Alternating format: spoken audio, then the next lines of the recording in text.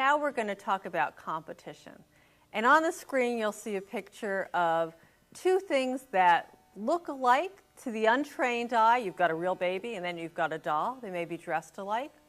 But this is an example about how competition is not as it always appears. So to the untrained eye, folks may look alike. How you differentiate is very different. You need to think about how you separate yourself from your competition.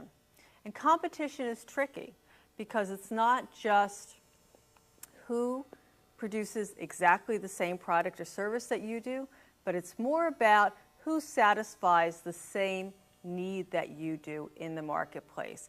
And understanding that is very important. And here's another example. You sell coffee. You sell coffee exclusively in your bakery shop. So we're still at the bakery shop level.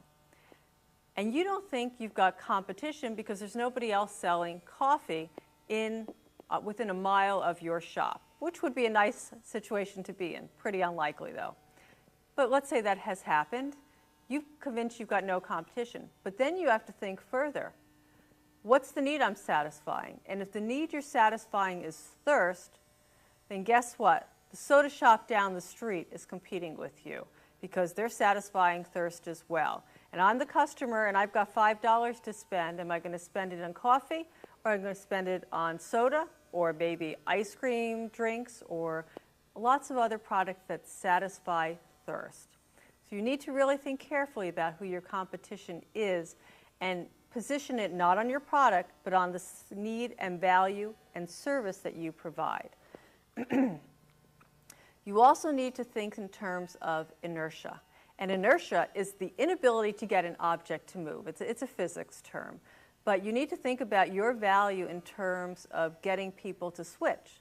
So you're still at the coffee shop, right? And how do you convince people who are always at the soda shop to come to the coffee shop? What's the value you provide? Is it the Wi-Fi? Is it maybe the muffins? Is it something that gets them to make a change? Because making change is difficult and you really need to add extra value to get people to change.